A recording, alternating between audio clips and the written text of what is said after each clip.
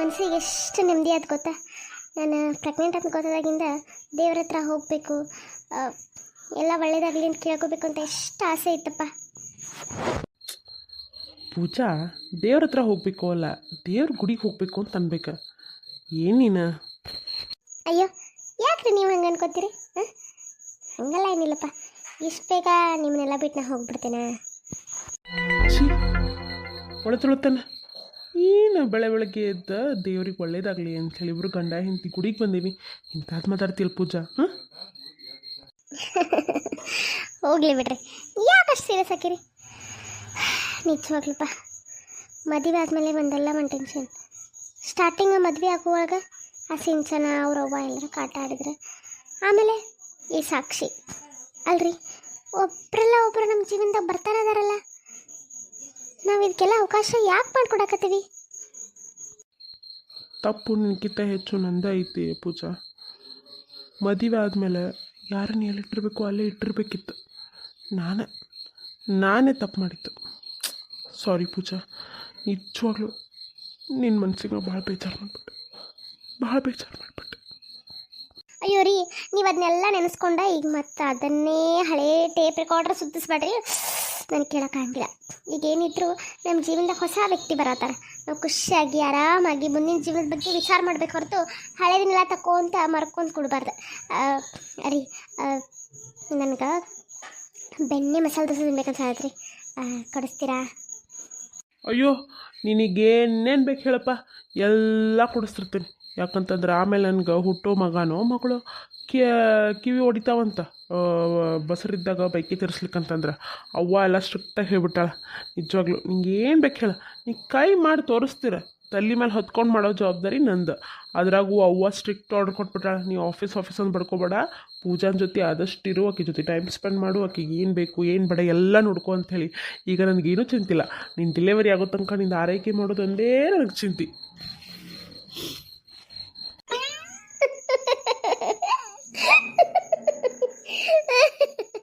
ಅಲ್ಲ ರೀ, ಇನ್ನು ಮಗು ಬರೋಕ್ಕೆ 8 ತಿಂಗಳು ಬೇಕು, ಗೊತ್ತಾಯ್ತಾ?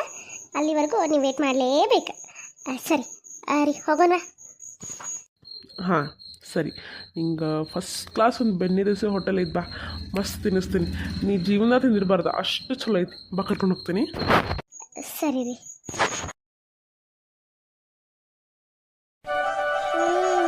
ರೀ, ಮಸ್ತ್ ಇತ್ತು ಬೆಣ್ಣೆ ದೋಸೆ, ಹೊಟ್ಟೆ ತುಂಬ ತಿಂದ್ಬಿಟ್ಟೆಪ್ಪ. ನಿಜವಾಗ್ಲು ಎಷ್ಟು ತಿನ್ಬೇಕನ್ಸತ್ತಿದ್ದು ಗೊತ್ತಾ ನಂಗೆ? ನಿಜವಾಗ್ಲು ಭಾಳ ಟೇಸ್ಟಿ ಇತ್ರಿಪ್ಪ ಇಲ್ಲೇ.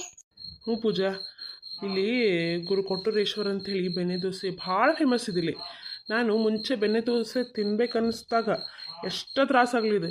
ಇದು ದೂರ ಭಾಳ ಐತಿ, ನಮ್ಮ ಆಫೀಸ್ಗೂ ದೂರ ಭಾಳ ಆಕೈತಿ, ನಮ್ಮ ಮನೆಗೂ ದೂರ ಭಾಳ ಆಕೈತಿ. ಆದರೂ ಇಲ್ಲೇ ಬಂದು ತಿಂತಿದ್ನಪ್ಪ, ನಾನು ಅಷ್ಟು ಚಲೋ ಮಾಡ್ತಿದ್ರೆ ಗೊತ್ತಾ. ಅರಿ, ಒಂದೆರಡು ಪಾರ್ಸೆಲ್ ತಗೋತೀಯಾ? ಪಾರ್ಸಲ್ಲ ಯಾರಿಗೆ? ನಿಜವಾಗ್ಲು ಇನ್ನೂ ಸ್ವಲ್ಪ ತಿನ್ಬೇಕು ಅನಿಸ್ಬಿಟ್ಟಿತ್ತು, ಆದರೆ ಏನು ಮಾಡೋದು, ಹೊಟ್ಟೆ ಫುಲ್ ಆಗಿಬಿಟ್ಟಿತ್ತಲ್ಲ, ಅದಕ್ಕೆ ಒಂದೆರಡು ಪಾರ್ಸೆಲ್ ತಗೋರಿ, ಮನೆಗೆ ಹೋಗಿ ತಿಂತೇನಂತ. ಹೌದಾ? ಸರಿ, ನೀನು ಹೋಗಿ ಕಾರೊಳಗೆ ಕುಂಡ್ರೆ ನಾನು ತೊಗೊಂಡು ಬರ್ತೀನಿ. ಹಾಂ ಸರಿ ರೀ. ಹುಷಾರು, ಇಲ್ಲಿ ಗಾಡಿ ಓಡಾಟ ಭಾಳ ಎದ್ರ ಬದ್ರ ಭಾಳ ಆಡ್ತಾವ, ಇಲ್ಲಿ ಆಕ್ಸಿಡೆಂಟ್ಗಳು ಭಾಳ ಅಕ್ಕಾವ. ಹುಷಾರಾಗಿ ರೋಡ್ ಕ್ರಾಸ್ ಮಾಡಿ. ಹಾಂ ಸರಿ ರೀ, ನೀವೇನು ತಲೆ ಕೆಡಿಸ್ಕೊಬೇಡ್ರಿ, ನಾನು ಸಣ್ಣ ಹುಡುಗಿಗತ್ತೆ ಹೇಳ್ತೀರಪ್ಪ. ಸರಿ, ನೀವು ಹೋಗಿ ಕಟ್ಟಿಸ್ಕೊಂಬರಿ, ನಾ ಹೋಗಿ ಕಾರ್ ತಗೊಂಡು. ಹಾಂ ಸರಿ.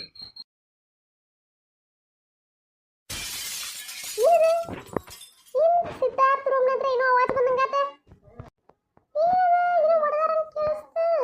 ಅಯ್ಯೋ, ಅಲ್ಲ ಇದೇನಿದೆ, ಕರಡಿ ಬಿಟ್ಟು ಹೊಡೆದೈತಿ ಬಾತ್ರೂಮ್ನಿಂದ. ಟಿಕೆಟ್ ಬೆಕ್ಕಕ್ಕೆ ಏನಾದರೂ ಬಂತ? ಹಾ, ಇಲ್ಲಂತ ಬೆಕ್ಕ. ಅವ್ವ, ಏನದೆ? ಅವ್ವ ಅವ್ವ, ಏನ್ಲೇ ಏನದೆ? ಸಿದ್ಧಾರ್ಥ ಮಾವಂಕ ರೂಮ್ ಕಡೆ ಏನೋ ಆವಾಜ್ ಬಂತಂದು ಬಂದಿ. ಏ, ಬಾತ್ರೂಮ್ ನನ್ನ ಕನ್ನಡಿ ಹೊಡೆದೈತಿ. ನೀನು ಕನ್ನಡಿ ಹೊಡೆದೈತ? ಏನಾತ್ರವ? ಏನಾತ? ಏಕ ಈ ರೂಮ್ನೇ ಅಂತ ಹೊಂಟಿದ್ನವ ನಾನು, ಏನೋ ಸೌಂಡ್ ಬಂದಂತ ಒಳಗೆ ಬನ್ನಿ. ಬಾತ್ರೂಮ್ ಕನ್ನಡಿ ಹೊಡೆದೈತಿ ನೋಡ. ಕನ್ನಡಿ ಹೊಡಿತಾ? ಏನಾದ್ರು ಬಂತನವ? ಇಲ್ಲಕ್ಕ, ಅದನ್ನ ನೋಡಿ ನಾನು. ಬೆಕ್ಕದು ಏನಾರ ಬಂತಾನ ಅಂತೇಳಿ ಇಲ್ಲೆಲ್ಲಿ ಬೆಕ್ಕ ಬರ್ಬೇಕ? ಇವ್ರದ್ದು ರೂಮ್ ನೋಡಿದ್ರೆ ಇಲ್ಲ ಮ್ಯಾಲ ಐತಿ, ಕಿಟಕಿ ಅದು ಏನೂ ತೆಗ್ದಿದ್ದಿಲ್ಲ. ಏನೂ ಬಂದಿಲ್ಲ. ಇದ್ದಕ್ಕಿದ್ದಂಗ ಬಿತ್ತಂತ ಕಾಣಿಸ್ತೈತಿ. ಗಾಳಿಗದು ಬಿದ್ದಿರ್ಬೇಕು ಬಿಡ. ಇಲ್ಲವಾ? ಹಂಗ ಬೀಳಬಾರದು ಕನ್ನಡಿ ಮನ್ಯಾಗ. ಕೈ ತಪ್ಪಿ ಬಿದ್ರನ ಅಪಶಕ್ನ ಅಂತಾರೆ. ಇದ್ದಕ್ಕಿದ್ದಂಗ ಹಾಕಿದ ಕನ್ನಡಿ ಹೆಂಗ್ ಬೀಳ್ತೈತಿ? ಅದು ಅವರು ಬಾತ್ರೂಮ್ನಾಗ ಫಿಕ್ಸ್ ಮಾಡಿದ್ದದ. ಅದು ಹೆಂಗ ಹೊಡಿತವ ಅದ? ಹುಡುಗರು ಯಾರ ಏನ್ರ ಪಾಲ್ಗಿಲ್ ಆಡಕ್ ಹೋಗಿ ಬಿದ್ದಿರೋ ಬಿಡೇಕ. ನೀನ ಹೇಳಿದಿ ಕಿಡಿಕೆ ಅವು ತೆಗ್ದಿದ್ದಿಲ್ಲ ಅಂತ ಹೇಳಿ. ಅದೇನ್ ಬಾಲ್ ಬಂದ್ ಕುಂಡಿರ್ತೈತಿ? ನಾನೊಂದ್ಸಲ ನೋಡ್ತೇನೆ ಕಪ್ಪ. ಯಾಕೆ ಹೊಡಿತಪ್ಪ ಇದ್ದಕ್ಕಿದ್ದಂಗ? ನಾನು ಅಣ್ಣಗ ಪೂಜಾಗ ಫೋನ್ ಹಚ್ಚಿ ಒಂದು ಮಾತು ಕೇಳ್ತೇನೆ. ಹುಷಾರಾಗಿ ಬರುತ್ತಾ ಅಂತ ಹೇಳಿ. ಯಾಕೋ ಮನಸ್ಸಿಗೆ ಒಂಥರ ಕಸಬಿಸಿ ಹಾಕತ್ ಬಿಟ್ಟೈತಿ. ಇದೇ ಹುಡುಗಿದೆ.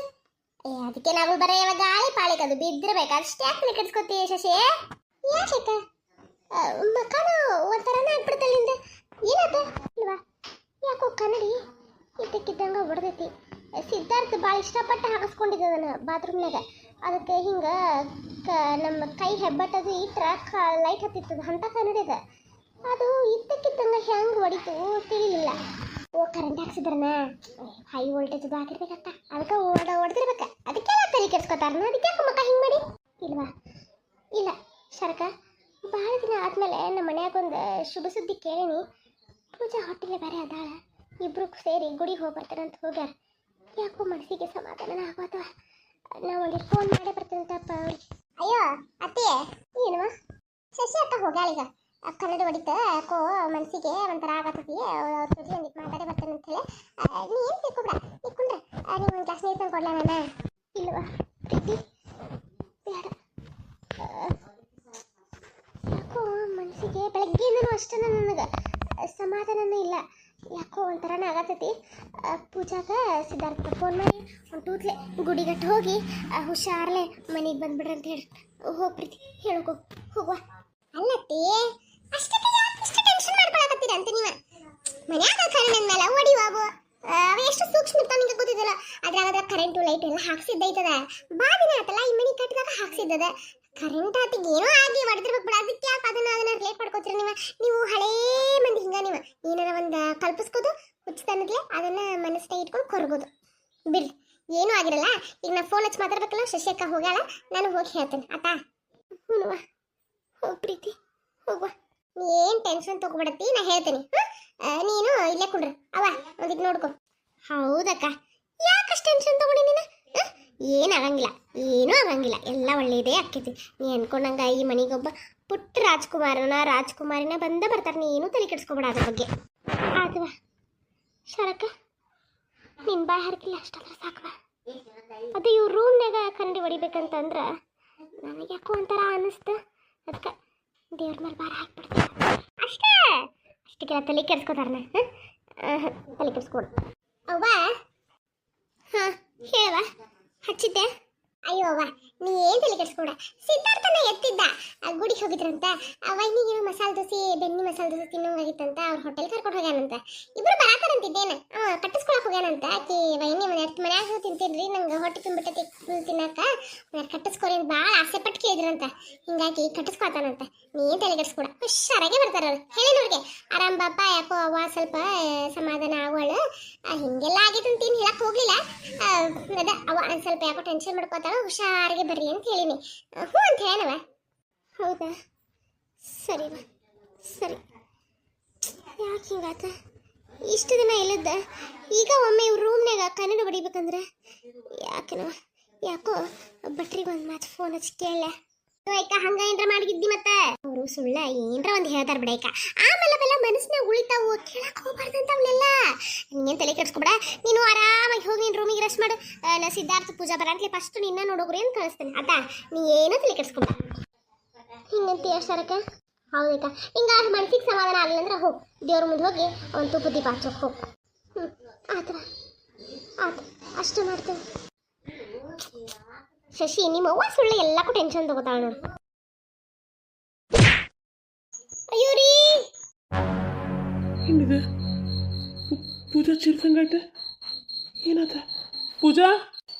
ಅಯ್ಯೋ ಪಾಪ ಹೆಣ್ಮಗಳು. ಅಯ್ಯೋ ಅಯ್ಯೋ ಅಯ್ಯೋ ಸರ್, ಏನಾದ್ರಿ?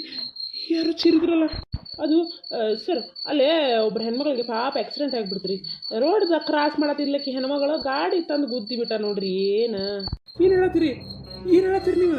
ಹ್ಞೂ ರೀ ಪಾಪ ದೊಡ್ಡ ಮನುಷ್ಯರು ಮನೆ ಸೊಸಿ ಅಂತ ಕಾಣಿಸತೈತಿ, ಸಣ್ಣ ವಯಸ್ಸಿನಾಗ ಅದಾಳ್ರಿ ಪಾಪ, ಹಿಂಗ ಬರ್ದಾಗಿತ್ತು ಬಿಡ್ರಿ. ಅಯ್ಯೋ ಪೂಜಾನಾ?